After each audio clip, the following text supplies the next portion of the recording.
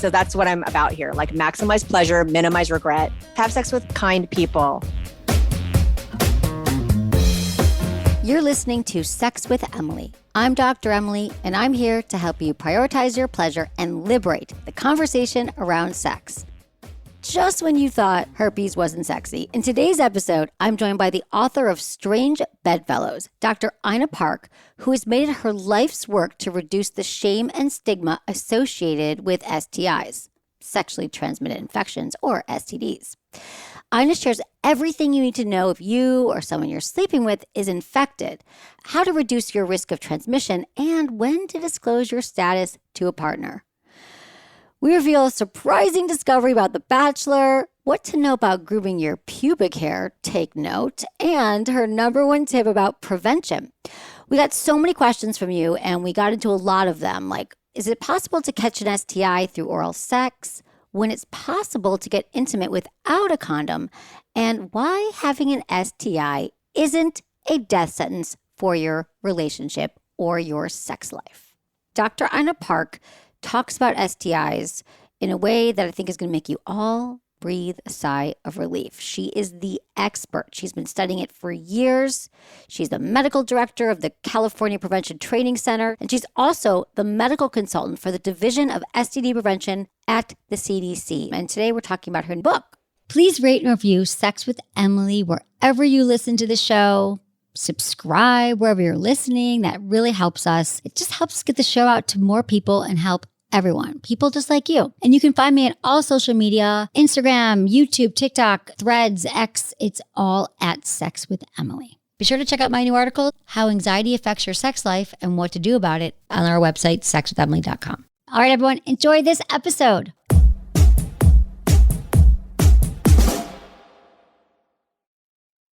You all know I'm always looking for ways to enhance pleasure, relaxation, get yourself in the mood, get myself in the mood, and honestly, just make life feel good. And if you're like me, you want something that fits into your lifestyle without feeling guilty or overwhelmed. Well, that's why I love Via. Whether you're just setting the mood in the bedroom, yes, please do that, or just unwinding after a long day, Via has you covered. They've got these award-winning THC and THC-free gummies give you just the right amount of feel good without taking over your day. It's all about that perfect balance, getting the benefits without the, oh my God, I can't function at the moment. And you know I've tried a lot of products, but Via is next level. Their vapes are so smooth and their THCA flower, incredible quality. My favorite Via products, which you heard me talk about a lot, is their High Love gummies. They're just delicious and they work every single time. They get you in the mood, they relax your body, you get out of your head. Trust me. I think I've gifted these to almost everyone I know. Everyone I know who'd be down, you know what I'm saying? Via legally ships to nearly all states in the US in discreet packaging directly to your door with a worry-free guarantee. So if you're 21 and over, head to viahemp.com and use code Emily to receive 15% off. And if you're new to Via, get a free gift of your choice. That's VIIAHEMP.com and use code Emily at checkout. This year, enhance your everyday with Via.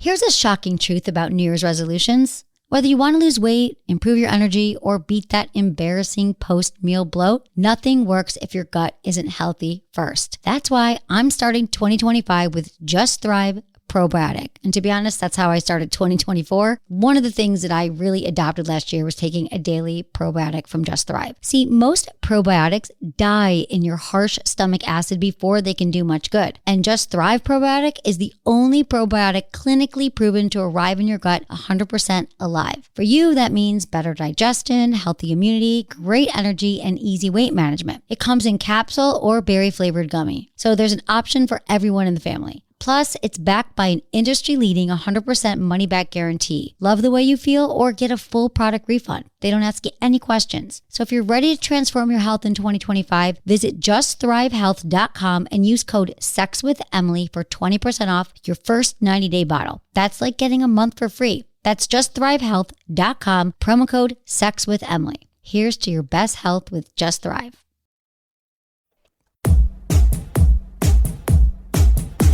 Welcome, Dr. Ina Park, to the show. I'm excited to be here. Congratulations on your book. We get so many questions from our listeners about STDs and STIs and Mm-hmm. HPV and herpes and all the things. Mm-hmm. And your book, Strange Bedfellows, Adventures in the Science, History, and Surprising Secrets of STDs. I was thrilled when we got introduced. I'm like, we have to get her on the show. So tell me about yourself and then why you decided to write this book. So I've been in the sort of sexual health space, since my college days. And I started off as a peer educator at UC Berkeley. And I would, traipse around to like fraternity houses and dorms with like a dildo and a basket of condoms and do my live demos. And it was actually something that I did as a peer educator, was also dress up as a giant condom and do these live demos in front of like 100 people at Sproul Hall in Berkeley. I wrote about that for my medical school admissions essay, believe it or not. And they let me in anyway at UCLA. So I love it. Once I got there, I actually became much more interested in HPV. I actually got HPV as my first STI that I'm aware of, and got more interested in studying it because I knew of its link to cervical cancer and anal cancer, and understood that cancers of the genital tract are still kind of taboo.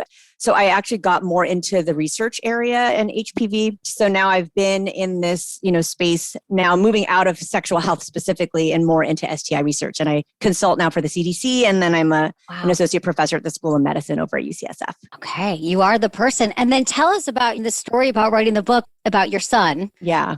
Could you just tell that story? Because first of all, I think we're like kindred spirits. We have so many similarities in our, like you carrying around the dildos and the places I bring dildos to, you can't believe. But yeah, I would love to if you could just share the story about your aha moment that this has to be a book. I've been in the field for like 8 years, and all I saw every year were that STIs were getting worse. And I was thinking to myself, Emily, what can I do? I don't want to change the way people have sex, and I can't go into everyone's bedroom and say, wait, like, let me put a barrier on, before you do anything.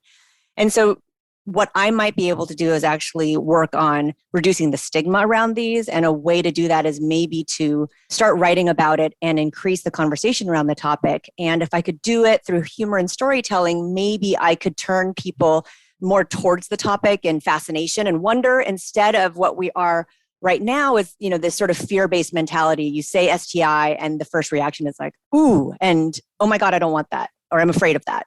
And the things that we're afraid of, we run away from. So I would never have written a book at that time, Emily. Worst timing ever. But my son actually got hit by a car. So for the parents out there, he's fine. In the hospital, we were in the ICU because he had a skull fracture and he broke his leg. And the neurosurgeon came by and said, how old are you? What's your name? Let's make sure his mental status is okay. And my son answered those questions. And then he said, wait a minute, have you ever had herpes? Because if you have, I want you to ask my mom about it. She knows everything. So his whole team, he's dying. The whole team is laughing. And so then my son, during the hospital stay, asked the orthopedic surgeon if he'd ever had syphilis. He asked the chaplain whether or not he'd ever had chlamydia.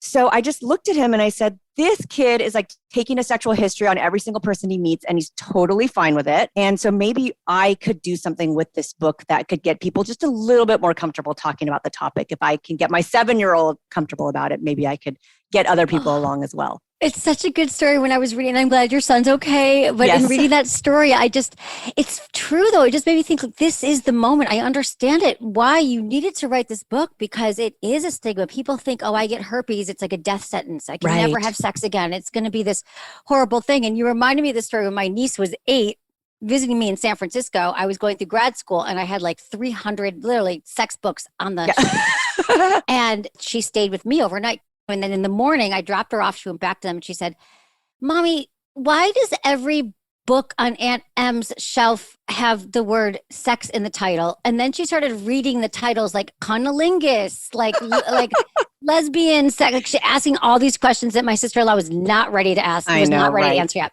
Okay, so why is there such a stigma, do you think? It's like all this misinformation. I mean, we hear this every single day. We do. And I think part of it is the fact that we don't have, like, I'm just going to take herpes. Let's pick on herpes for a second, because I think it's the most stigmatized of the infections. And I think it's because we don't have great medication yet that completely reduces your risk of transmitting to a partner. The medicines we have are good, like they reduce the risk by about half. But for some people, when people disclose an STI diagnosis, that becomes a deal breaker in the relationship, which I feel like is really unfortunate and really silly because we know that, something like herpes, it really just affects the skin. It's not going to cause like infertility. It's not going to cause any like long-term health problems, but there is still this stigma surrounding the topic because people are afraid to disclose. And when you disclose and get rejected, then that just augments your fear and the feelings of stigma even more. So it's like this really bad perpetuating cycle that I am hoping with you to try to break and get people more like, normalizing it and understanding that we all get STIs. We do. We all get STIs. So what is the most common then is HPV, right? Absolutely. Yes, by far. And what I tell people, like in my field, we always say HPV is the common cold of the genitals. Every single person gets it. It's like a normal consequence of being a sexually active person. Okay. So I don't even want people to think about it really as an STI anymore. It's just something that happens when you have sex. It's just that we know that there are risks, obviously, with HPV if left unchecked, for cervical cancer, anal cancer, and throat cancer. So it's not like I want people to ignore it. I want everyone to go out and get vaccinated if they're, 45 or under. But it's really a normal consequence of being a sexually active human being. So let's just accept it. You can't even really prevent it anymore. You can get the vaccine. No. You can get the vaccine, but you know what? And sometimes patients have come to me and they're like, oh my God, though, I am perfect with condoms. Like I never do anything without a barrier and I have HPV. And I said, yes, like HPV is like glitter, Emily, like it just goes everywhere. And you can't wear full body latex. I mean, you could, but and that's kind of kinky, if but you're you know what that, I mean? Right. If you're into that, but you know what I'm talking about? Like you can't cover everything and HPV literally goes everywhere. Like if you have it in the cervix, it can easily go into the anus because fluids go in there and people stick fingers in places and whatnot. So they do. I really want people to think about it as like, I'm going to get it and it's unavoidable. We asked our Instagram, we knew you were coming on and we asked them for their questions. So here's just the questions that just came in. Does HPV ever go away? Mm-hmm.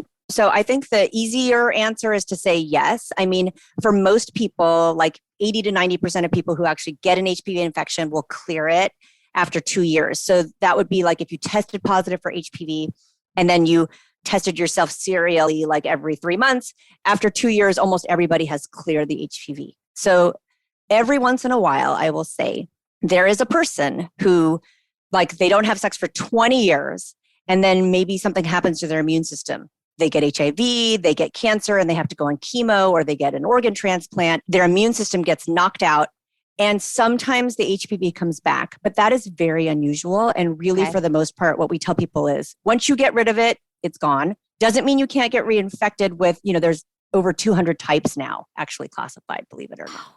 So can a guy still go down to me if I had tested HPV exposure but no symptoms? Yes, I think I know what she means. So maybe her HPV test was positive, like she got a cervical cancer screening test or something, and her HPV is positive.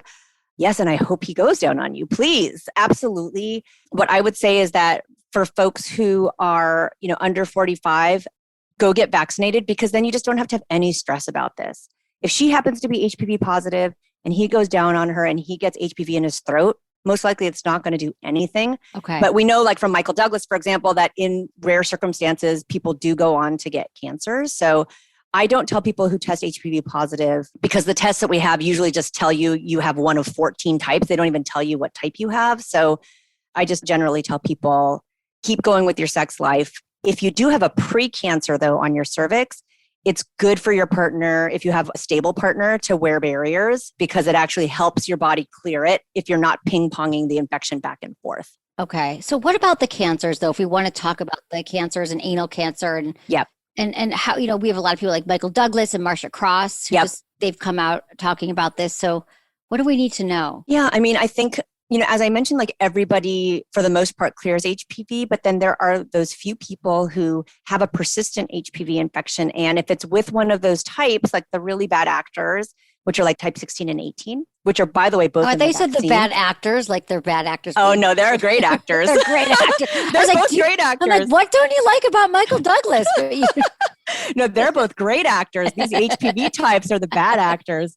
And both of them are covered by the vaccine. But if you get one of those and it just sits there for years and years, it slowly starts to cause a precancer. And then if left unchecked, that can cause cancer. So Marsha Cross is one of the few people. I'm sure that there have been other people who've had anal cancer who, are celebrities, but she's been so great at coming out and being vocal and open about it because there is some taboo, you know what I mean, around genital and anal cancers. And she's like this enthusiastic anal cheerleader, and it's amazing. I love that she's doing that. I think it's helping destigmatize HPV in general. Absolutely. So how likely is it that you can get an STI through oral sex? I came of age in the HIV/AIDS era, and we always thought about oral sex as safer sex, right? And it is from an HIV perspective. It's really unlikely to get HIV through oral sex, and I would say basically near impossible. But things like syphilis, gonorrhea, chlamydia to some extent can absolutely be contracted through oral sex, and herpes, HSV, and you absolutely can get HPV easily in the throat as well. So oral sex is really only safer from an HIV standpoint. And for everything else, it's absolutely possible to give and, receive oral sex and get an STI that way. How can we prevent that though? What do we look for if someone's not having an outbreak? Like for how do we not? Like people always say to me, I'm like, well, the safest thing you could do. Yeah, let's just say for herpes or HS. When we say maybe we should also explain when you say HSV, people just might know it as herpes, but there's HSV 1 and 2. So HSV2 or herpes simplex virus 2 is the one that causes the genital herpes recurrences for people who are living with HSV, who are getting outbreaks from time to time. That's caused by that virus. And then of course, there's so many people out there who've had a cold sore on their mouth, right? And that's caused by HSV1. And if you go down on somebody, like when you're about to have a cold sore outbreak, or if you have a cold sore, then you can pass that HSV1 to your partner's genitals or anus, depending on what you're into sexually. So, and then that person could have an outbreak of that HSV1 in their genitals. But the good thing about HSV1 is that most of the time people have one outbreak and then it doesn't usually bother them again. So if you're going to get one type, people prefer to get HSV1 because it usually does not end up causing recurrent problems. Right. So it's the HSV2 that is causing recurrent problems. People could have both too, right? You could have HSV1. You can have both. HSV2. Yes. Yep. You can absolutely have both. But one of the things I talk about in the book, there's like this scene where I kiss my son on the mouth and I'm like, oh, I hope you get oral herpes from me because it'll be in the best interest of your penis later in life, which is that people who've already been exposed to HSV1, if they get exposed to HSV2, they're like way less likely to have a recognized outbreak with a lot of pain or whatever. If people don't have any antibodies to any herpes simplex virus, when they first go out and start having sex, if they get exposed, you can have like a really crazy, severe outbreak. And I've seen that. Of course, you're going to recover if that's happening to you right now as you're listening. You're absolutely going to recover. But people that don't have any antibodies tend to have like a more severe response. Well, I love that part in your book because again, I can so picture you like in San Francisco. I think you said you were in Noe Valley, which is where we live. And you're like, the moms with their hand sanitizer and the kid runs up and they're washing their hands. And you were just like, come kiss me on the mouth. Like you were germophobic. When we come back, I asked Dr. Ina Park about what it really means if you have herpes and what it means for your sex life. So when was the last time you needed to go to a doctor, but you pushed it off? Made the excuse that you're too busy or it'll heal on its own or that you don't really need help. All the excuses. Trust me, I do the same thing. But let's be real. If you're not feeling your best, whether it's like a weird rash, a persistent cough, or maybe there's like this mystery ache, it can totally affect your sex life. I mean, who's in the mood for intimacy when you're Googling, is this normal at 2 a.m.? Well, that's where ZocDoc comes in. And let me tell you, it's a game changer. So ZocDoc is a free app and website where you search and compare high quality in your network doctors, and then you just click and you instantly book an appointment. So you can feel your best right away. You can filter for specialists you need, like primary care, mental health, dermatologists, even OBGYNs. ZocDoc makes it so easy. To get started, all you do is search by your insurance, your location, and availability. Most appointments are within 24 to 72 hours, and sometimes even same day. I've used ZocDoc myself, so whether it's for your body, your mind, your sex life, let's be honest, your sex life impacts everything. If you have a doctor who gets you, this is a confidence booster. So stop putting off those doctor appointments and go to ZocDoc.com/Emily to find and instantly book a top-rated doctor today. That's ZocDoc.com/Emily. ZocDoc.com/Emily.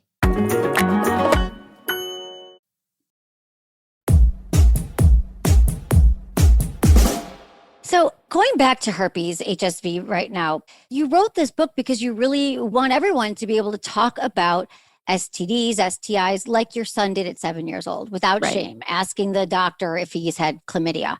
And Right. that's what I want. My mission is to get people to talk about sex like they're talking about the weather. Yes. And I know you do this very well in your book, Strange Bedfellows, but how do we get people to realize that if you have herpes, you can still have a healthy sex life? Well, it's really hard. And I want to identify and empathize with your listeners who are living with HSV, who are feeling like, oh my God, am I going to be able to have pleasure and joy in my sex life again? I mean, I'm here to tell you because I've seen people from the minute they've gotten diagnosed, and I've seen people who've been living up with it for 20 years, and it gets better. That's number one. It absolutely gets better. Your outbreaks become less and less frequent. And then you also develop your little mini TED talk that you have to get, that you give to partners to disclose. Also, I think we're going to keep working on medications, as well as there's a bunch of work on vaccines for people who are actually living with herpes. People are working on therapeutic vaccines to actually, even after you have the virus, to help reduce the number of outbreaks and reduce your shedding. So I think eventually we're going to get to a place where we just say, it's just another skin infection. It's just like HPV. It's really not a big deal. We're not quite there yet, Emily. And it's because we don't have good enough medication so that someone can, say to their partner, I have no risk of transmitting this to you. Right. Even with a daily suppressant, you still could transfer it, right? Yes. I mean, it's very, the thing is, let's think about this. Like after someone gets HSV2 and they're living with it for a couple of years, they're really only shedding any virus on like 10% of the days out of the year. And then if you take the suppressants every day, you're reducing your risk of transmitting by half. So, the risk of you actually catching HSV from somebody who knows their status and is taking their meds every day is actually really not very high. The person you're going to get HSV from is the person who doesn't know their status and is just like having sex willy-nilly, right? So it's really the people that know their status that you want to sleep with those people because they are doing something to control it and everybody else doesn't have any idea and they're walking around clueless. Oh God, it's I hadn't even heard it flipped that way, but you're absolutely right. If you are on top of it, right. you know that you could surprise, because then also if you have it, when you're going to get an outbreak, or you can kind of feel it and you're going to stop it. And you're like, but right. Otherwise, it's somebody's like, maybe they're a carrier, right? And that whole notion of someone being a carrier and never knowing that they have it. I got DM'd today on Twitter by somebody who got infected by somebody who was completely asymptomatic and just didn't know their status. And so now, of course, the person that got infected is having severe and recurrent outbreaks. And then there's people walking around who have HSV2 who never have an outbreak and never have any problems. So it's the same thing I say about HIV too, Emily. When someone knows their HIV status and they're taking their meds every day, that is not the person you're going to get HIV from. You're going to get HIV from the person who doesn't know their status and has really high levels of virus around. So that's the thing that's so weird about HSV2 is that the people who actually are on top of it and dealing with it are probably not going to be that likely to transmit it. I want everybody to hear this right now, because what is the percentage right now of people who do? And I know that you say in your book, Strange Bedfellows, that the number is dropping from people who are contracting HSV2. But in general, would you say because I think that's the one that people are most worried about. Because a lot of I mean, at the height of it all, it was 1 in 5 Americans had HSV2. And now it's about 1 in 8. But if we think about how big our country is, that's still a ton of people. It's like 50 million people have it. I mean, and barriers are helpful. But again, like HSV especially, you can get outbreaks around the anal area. You can get outbreaks on your vulva. So, you can't cover those with a barrier. So I say when people are going out and having sex, they just need to understand that comes with the territory and it could happen. And if somebody discloses their status to you, say, thank you for telling me. And in your mind, I want you to hear our voices saying, this person is on top of it and I'm not likely actually to get HSV from them. Yeah, exactly. Oh God, I just want that to be a meme or something. I want you to do a video. I want you to send that to everybody because I hear it all the time. So here's some questions. So someone else said, if I was diagnosed with herpes 16 years ago and haven't had an outbreak in 8 years, how contagious is it? I mean, I think her risk of transmission is really low. I mean, if she really wants to do like a great insurance policy, because the thing is the issue is it's like the shedding happens and it's sort of imperceptible. It's like when animals shed, like no one has any idea. It's happening silently. All you see is like the hair on the ground, right?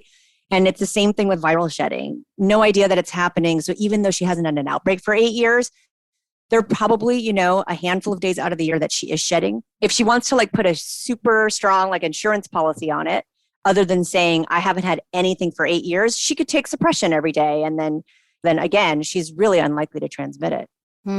Okay. And then can I get herpes from someone who has no symptoms? Absolutely. Most people do. That's the time most people actually get herpes, because people who are, not jerks, when they have an outbreak, avoid sleeping with people if they know they're not getting jerks. an outbreak. Well, what if both people have HSV? Like, is it better? Like, if you have HSV too and your partner has it, yeah, no biggie. Then you're just going back and forth, right?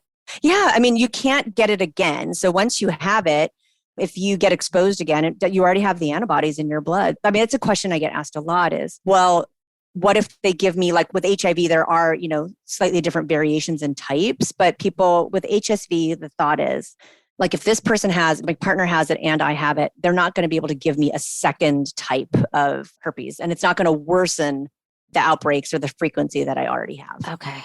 That's good to know. And then, okay, maybe you have I've talked about this on the show, but how do you tell a partner you are HSV positive without killing the mood? Yeah. I mean, I would say that conversation should be had when clothes are still on and not when like someone's about to go down on you. You know what I mean? It's like right. Probably not the moment. The timing is really important with that. Like, I think if you've already like gotten hot and heavy and you're already like halfway nude or whatever, that's a really hard time, because it requires thinking and calculation on the part of the other person, which is why some people just don't do it, Emily. Yeah, exactly. I say outside the bedroom, when you know you're going to have sex with someone, when you know that you are going to beforehand, hey, let's talk about our status. Yeah. And I think everyone thinks when they first get diagnosed, they think that every partner is going to freak out. And I just have to tell you, it's been really interesting, like talking to people who are living with herpes. Some people just kind of shrug and say, okay, like it's not like, some people really don't think it's a big deal. And then some people do need to like know a lot more. And I've actually talked to couples who are like thinking about having sex, and like one of them wants, some reassurance and, to talk to me before they actually go for it. And so it's just, people think my sex life is over and every partner is going to freak out. And it's not true. Right. Well, not at all. I think your book, Strange Bedfellows, is changing the stigma. You've already changed the stigma. So how about warts? You have a whole book chapter on warts and all. And we have a question that says how to get creative when a sexual partner has genital warts. So should we just talk about warts for a minute? Warts are caused by HPV 6 and 11. Those are also in the vaccine, by the way. So if you get the vaccine, you're very unlikely to get warts. And the good thing, the silver lining about getting warts, is that those types of HPV will not cause cancer. They never cause cancer. What I tell people who are like actively having an outbreak of warts is like, tell your partner if it's on your penis, like wear a barrier. You know what I mean? You don't have to stop having sex altogether because you happen to have a wart. But I think when you know that you actively have HPV there and that those warts shed a ton of virus, it's a good idea to, tell partners what's going on. But you don't absolutely have to stop doing it. And if someone like were to go down on you and notice that there's a wart there, this has definitely happened to folks that I know.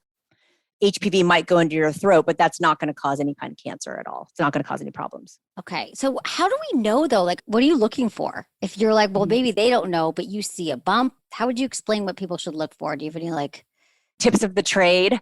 They can look just like little bumps, and they can look like little cauliflowers or broccolis, you know what I mean, on a stalk. Sorry to use a food analogy around warts, but sometimes people don't like to know that they're being examined by their partner. You know what I mean? So you got to be kind of stealth about it if you're going to like do a quick wart check on the person before you do anything with them. But yeah, sometimes they just look like little bumps, but most of the time they have a little texture to them, Emily, like little tiny bumps or areas that look kind of rough, like a little cauliflower. Okay. What has surprised you? Because you were already working in this field for so long already. So did anything surprise you? Because you go really into depth. I mean, you get into HIV, you get into warts, like we said, pubic hair, which we'll get into in a minute. But was there anything that, when you write the book and you sit down and do it, what was some new insights that? Yeah, one of the things that I thought was so fascinating was about The Bachelor, believe it or not. So I don't know if you probably haven't talked about The Bachelor. No, but I want to talk a little bit. Tell me. One thing I thought was super interesting was they actually screen all the potential bachelorettes for HSV2. And they use this test that is really inaccurate. And if you actually screen positive on that test, they don't let you participate on the show. Some, producer like comes up to you and says, by the way, you have herpes and like you can't be on the show. And the problem is that these tests that we actually have, they have these like different levels of positive. So there's low positive and high positive. If you have a low positive test, it's accurate like 50% of the time. 50% of them are false positives. So these women are being told that they have a lifelong, potentially STI, and the test is wrong. So what I said in that chapter was like, ladies, go get a confirmation and then go back and get that rose, because Right.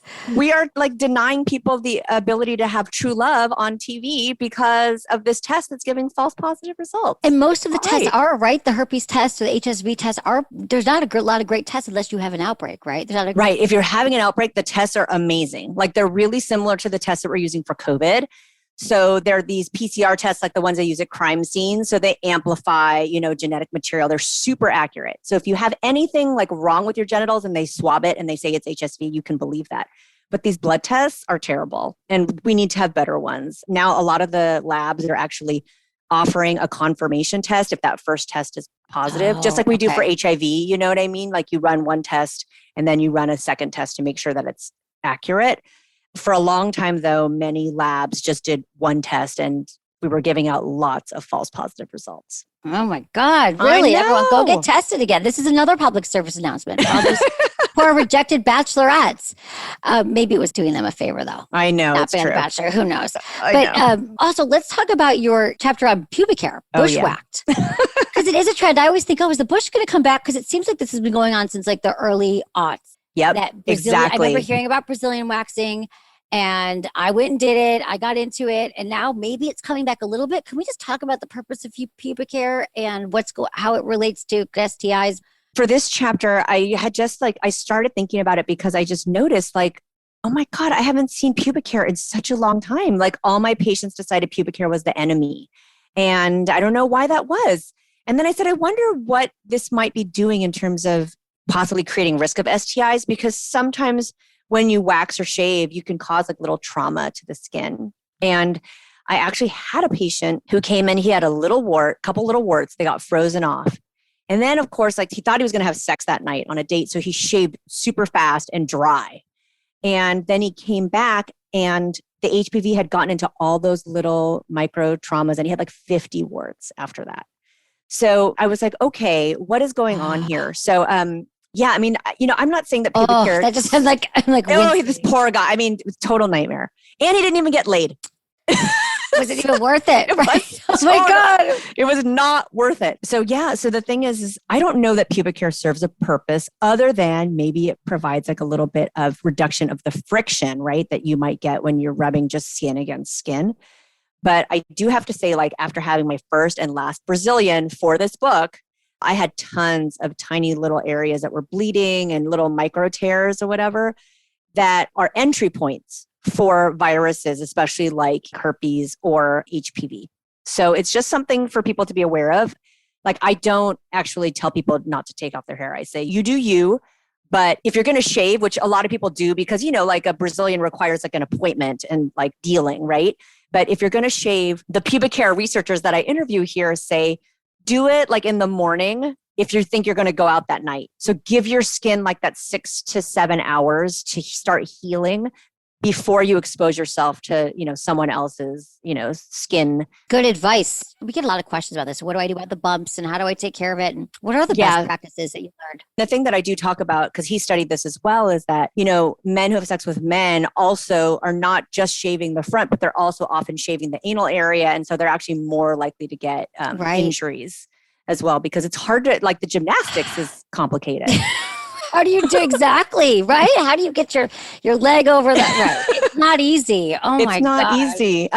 But yeah, so anyways, I do like, there are a couple studies in there that we talk about. I always, talk about a study through a story if possible, but that people who are taking it all off, like, 12 or more times a year, they're more likely, it looks like, to get STIs. And it's probably related to the trauma, or maybe they're also just having more sex. And that's why they're taking off all their hair all the time. Yeah, exactly. Well, let's talk about, speaking of having lots of sex, let's talk about that notion that people think that the more sex partners you have and you get an STD, that it means something about you, that it says something about you. And how true is that? Yeah. Emily, this goes back to what we were taught, I think, when we were growing up, that like STDs are sort of some punishment or something for doing something wrong, right? There's that whole mentality that we have. And I tell a story in this chapter about two patients that I saw, and one had had 25 partners in 3 months. He was a gay man, and he was mostly having really short relationships. Some of them were just like one time only. Some of them were just like, a couple weeks. And then I had another person who I saw who only had two partners, but he was going back and forth and having sex with one. And then in a short time, he was driving back and forth from Las Vegas to California, having sex with another one, going back and having sex with, so he was having concurrent relationships that were overlapping. And the person who only had two partners had had like 4 STIs, in the course of a very short course of time. And then the person who had 25 partners had nothing. And so really the absolute number of people is not what actually increases your risk of STIs. Like, of course, 25 is probably higher risk than 1. But my point is that if you are in a network of people where there's really just not that much, infection, or people are like super on top of it and testing regularly, you're just not that likely to get an STI, even with lots of sex partners. Yeah. So what does increase your risk? Is there anything you could say this will increase your risk of STIs? Yes. If your partner has other partners at the same time that they're having sex with you. So if you know, or you suspect, if you have a negotiated, like non-monogamous relationship, an open relationship, it's, that's all good. But sometimes the relationship is open on one end and the other person, has not agreed to it. So if you think that that's going on, that's a situation where you might catch something, because having the relationships that overlap, where people are going back and forth between partners, that is actually much higher risk than somebody who has partners and then stops and then goes to another partner, has a relationship, stops and goes to the next partner, especially if you test in between. So yeah, if your partner has other partners, you need to be more on top of it in terms of getting STI testing regularly. That also reminds me of a question about vaginas. Yes. What about people who get repeated like bacterial vaginosis, or they get a lot of UTIs or bladder infections? Can you talk about why some vulva owners might be at risk of having more than others? And then the second part of that question, because I have so many questions. The second part of the question I forgot to ask is about this notion that if you get an STD or an STI, it's because your partner cheated, and that might not always be. Right. People, yeah. So, but let's talk about vaginas for a minute. Yes, let's talk about vaginas. So I have a whole chapter on the vaginal microbiome, and we talk about BV, and it's called the Garden of Good and Evil. And what I talk about there is that vaginas are really similar to people. Some people fall apart when a small stress happens to them. Some people can have like all these terrible things happen and they're just like cool and calm. And vaginas are like that too. Some people's vaginas are super resilient. Like like people douche with all kinds of chemicals and stuff, but their vagina doesn't cause them any problems. Or they use lots of different kinds of lubes, they're having their period. Like so many things can actually throw off vaginal pH, including, people have semen inside of them. If like their partner comes inside of them, that can throw off vaginal pH. So for some people, you can throw anything at their vagina and nothing happens.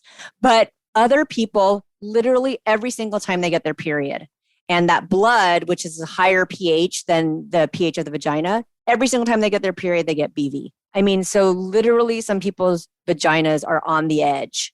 And people learn that about themselves after a while. They're like, you know what? You're going to throw me off the edge. You need to wear a condom, until I know that I want to go there. Because some people deal, which you may have heard from listeners, like with chronic problems or recurrent problems with their vagina, because they get thrown off balance so easily. But I want to tell folks that there is a really cool medication that looks really promising. And it was just published in the New England Journal of Medicine, which is a super prominent healthcare journal. But it's called Lactin V, and it's based on lactobacillus, which is the bacteria that we actually want in our vaginas all the time. Because when it's there, your pH is okay. And it helps you handle like insults to the environment. You know what I mean? If you have lots of lactobacillus around, when your lactobacillus die off, that's when you start getting, things like the odor and the discharge of BV. Is it a daily pill or a pill that you take? It's going to be a suppository. Okay. So it's like a recurring suppository that you just to make sure that you have the right. Okay. That's so interesting. So there are things coming, you know what I mean, that are going to help. Because right now what we do is we give people antibiotics. Right. And that helps. We give something called Flagyl or whatever. And then some people get a yeast infection after they take that. So then they're like vaginas in another spiral of badness. I wish we had more. Are there any commonalities between the vaginas that happen to get more infections or UTIs, or just like luck of the draw, how you were born, your DNA? Like what makes a certain vagina more susceptible to infection and other ones not so much? I don't have like a common pattern, or like, I wish I could say there was something in diet that you could control to make your vagina more resilient. I mean, I will say that we know that semen really throws things off. So if you have a delicate vagina, semen will just make things go crazy. Douching, we know, can make it worse. So there's ways you can make it worse, but I don't have a great way to make your vagina more resilient. Right. If I did, that would be awesome. Oh my God. Could you imagine? No. Because I know, for example, when I would have new sex partners, I usually would get something, not every time, but if like it was new semen, it was new. Yeah, that's right. It's like a whole new microbiome. Like we know that you have a microbiome in the vagina of bacteria that normally live there. And then when people are together for a long time, then people share, bacteria, right, with each other, and it's all good. When you get a new person, the inside of the penis and the outside of the penis have their own bacteria. And sometimes your body's like, whoa, what the heck is this? And you have to get used to that person. And then for a while, things can feel maybe not frankly, like into the BV realm, but things can feel a little off where you're like, this is not my normal state. And then sometimes, you will equilibrate and get back to, right. Your normal. And urinary tract infections and BV, they're not going to go away, right? Like you have to get them treated. Don't they just kind of stay with you for so like a UTI, some people, that whole sort of thing about flushing it out with water, cranberry juice or whatever, you can, if you have an early UTI and you just hit it super hard with the fluids, you can, it doesn't always become like a full blown infection. With BV, same thing. If things start to get out of whack and let's say then you don't get exposed to that semen and things can die down before it fully, becomes malodorous and with lots of discharge. If you've already gotten to that point where you're like, wow, I have a lot of discharge and things do not smell right, usually you need to take something to get it back on track. And then sometimes you just don't know either. Right. Sometimes you don't know if you have BV or you don't know it. And so that's why I always say, if you're with a vulva, your partner has a vulva and you notice that it's changed. Yes. There's an odor or something. Yes. I think that we're all so nervous to say something, but I think saying I care about you and I've noticed that there's been a change, you might want to go to your gynecologist and get checked out. That's a beautiful way. Yeah, that's a totally beautiful way to say it. That's like not shaming at all to the person, as opposed to, I have had people who are like cis women who their partner has complained, you know what I mean? Like the way they framed it was like, this doesn't smell right. Or like they just made them feel bad about it. You know what I mean? And you can say it just to say like, hey, this is different. Exactly. Yeah. Like just be honest. Be loving and be loving. Be like, I care about you. And this isn't easy. It's going to be awkward. I want to continue to go down on you. I want to continue to sex with you. Something's off. And get it checked out. That's beautiful. I love it. Yes. Thank you. Okay, so maybe we'll get into an email question we have. This is from Sophie, and she asks, this is a longer one, and she says, I've been dating my boyfriend for a year. When we first got together, he disclosed he has genital herpes. He was diagnosed a year before we got together, has had 2 outbreaks, both at the same time of the year each year. He hasn't taken antiviral medication yet, but we've talked about him getting a prescription for Valtrex so he can avoid a 3rd outbreak. Right. Since we're approaching that time of year again.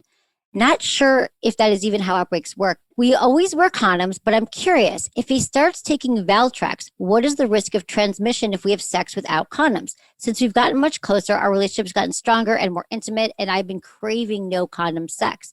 And if we wanted to get pregnant one day, how would we do that? Yeah, I mean, so if he starts taking Valtrex, like, at least 5 days before they're going to have condomless sex, then that's the best he's going to do in terms, or, he can start a week before or 2 weeks before if he wants to, but at least 5 days before would be great in order to prevent an outbreak from happening or to reduce, like if he's going to have some shedding, then it will reduce the amount of virus that's shedding. So reduce the chance that she's going to catch it. Like I can't give you an exact percentage. Okay. Because the thing is that I know he had an outbreak that first year and that second year, he might not have an outbreak at all this year. Because the first 2 years with genital herpes are the worst. And some people actually don't ever have outbreaks after those first couple of years. So I think it's nice if we know you're coming up on that time as an insurance policy, it's an awesome idea to take the Valtrex, daily. It has very little side effects. I've had patients who've taken it for 10 years every day. So and it's really not a problem in terms of, causing any health issues. So Yeah. I think it's a good idea. And then I think they should go for it. Okay. This is from Anonymous, 26 in Miami. How do I tell my boyfriend who's got a cold sore that I don't want him to go down on me until it's gone, just in case he could spread it? I don't want to hurt his feelings because he loves going down on me and I love it too. Oh, just be honest with him and just say, okay, let's go back to your book, Strange Bedfellows, Anna Park. Let's not have any shame in this. Let's not make it so awkward. I think you just say, I am concerned. It is scientifically proven that if you have a cold sore on your mouth, I could get it on my vagina. So let's just wait a week. Yeah. And the way to frame it, I think, which is nice, is to say, I love having you go down on me. It is so great.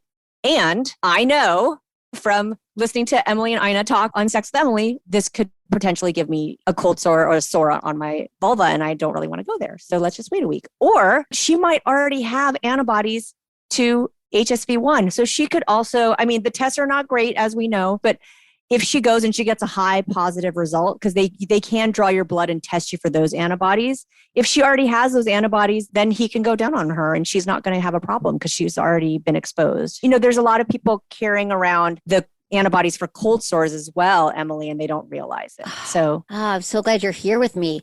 You're going to have to come back because we've got so many questions. We just scratched the surface. We literally haven't. Leah, I want to just share like a tiny bit of advice that I give at the end, because people are like, oh my God, how can I avoid getting STIs? And so my advice is you can't avoid getting STI. You can, you can wear barriers, you can do that. But if you're going to be a sexual person, you're probably going to get an STI. And so my advice in the end of the book, I tried to come up with 7 words. Like Michael Pollan's book, he says, eat food, not too much, and mostly plants, right? So I was like, I'm going to do the same thing. I said, have sex, not too much. And then I failed. So what I came up with, my 7 words were have sex with people that you like. Another way to say this is don't have sex with jerks. Don't have sex with assholes. You know what I mean? Yeah. And that's because it doesn't protect you from getting an STI if you have sex with people that you find something redeeming about. But if an STI enters the picture, you're less likely to have a ton of regret. Like when people say, I slept with this person, I don't remember anything because I was so drunk or so high. I don't remember their name. Or I don't even like this person, but I just slept with them because I was lonely or whatever. And an STI enters the picture. That's when I've noticed that there's a lot more regret. And so I can only protect you from regret and minimize regret. So that's what I'm about here. Maximize pleasure, minimize regret. That's what we can do. So interesting. I would say have sex with people who are kind, or have sex with kind people. Yes. Have sex with kind people. Right. Life is too short to have sex with somebody who you're like, this is not a nice person and they don't really care about me and the sex isn't even that good. You know what I mean? You don't need that person. You need to find somebody else. Exactly. Ina Park, thank you so much for being here. I'm going to ask you the 5 quickie questions we ask all our guests, and then we're going to let people know how they can find you. Okay. What is your biggest turn on? Ooh, my biggest turn on, my life, I have 2 kids and my life is so busy. There's no romance. So my husband buys me flowers or does something super nice for me. Suddenly I'm oh my God, I feel aroused. It's so weird. Someone does something nice for me and that is what does it for me. It's not if if he takes off if you were to take off his pants and have an erection or whatever, I'd be yeah. But if you, you said, oh, I cleaned out your car. I'm wow, suddenly my clothes are coming off. You know what I mean? Right. Biggest turnoff. Oh, I don't like it if someone sort of approaches me aggressively. If we haven't had some sort of agreement that we're having a little bit more of an aggressive play type of thing. I feel I get intimidated or I want to retreat when someone sort of comes at me too forcefully or with too much energy. What makes good sex? Communication about how it's going, move it over here or whatever, or do this. I think keeping communication going in the act actually makes it great. Because otherwise you're oh, it's not totally working for me, but you're afraid to say something. You know what I mean? And I think those really satisfying times are when everybody's getting what they want. Something you would tell your younger self about sex and relationships.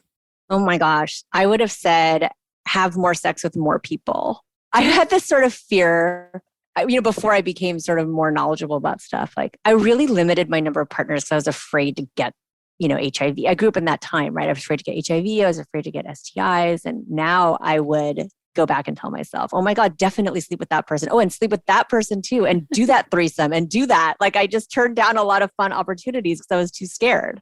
Yeah, I grew up that time too, where it was a lot scarier. Yeah. What's the number one thing you wish everyone knew about sex? Well, it's in the book, right? Just that we're all going to have it. It's totally normal and wonderful and a joyful part of life. And STIs sort of are part of the game and the cost of doing business in the sexual marketplace. Let's get used to them because we're going to be living with them for as long as we're having sex. I like it. Thank you so much, Ida. How can people find you? Get on Instagram, Ina Park MD, and I'm just going to be posting some short videos that talk just about like little educational videos, talking about some of the things we're talking about here. But we will tag you on this and then we will follow you and share your videos. Absolutely. Okay, great. Thank you for your book, Strange Bedfellows. They can find your book wherever they buy books. Yes, exactly. Wherever books are sold. Yeah, Amazon, Barnes & Noble, bookshop.org, IndieBound, like every book outlet has it. So go ahead and check it out. Thanks. Well, thank you for making STDs entertaining and insightful and less scary. Your book really does that, and it's a great read. And I think it's really going to help level it so people realize they can still have a healthy, happy life and sex life, even if they get an STI or an STD. Exactly. And we're all going to get one. We're all going to get one. It's all fine. We're all good. Just have sex with kind people. Yes, exactly. Thank you, Ina. Appreciate you. Thank you, Emily.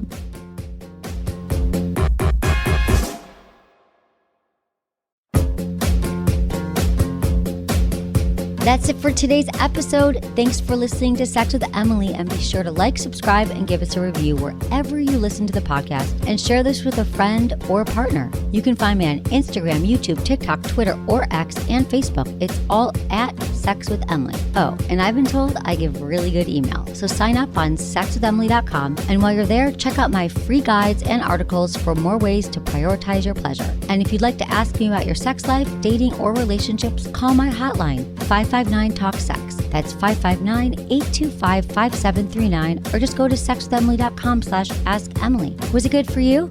Email me, feedback@sexwithemily.com.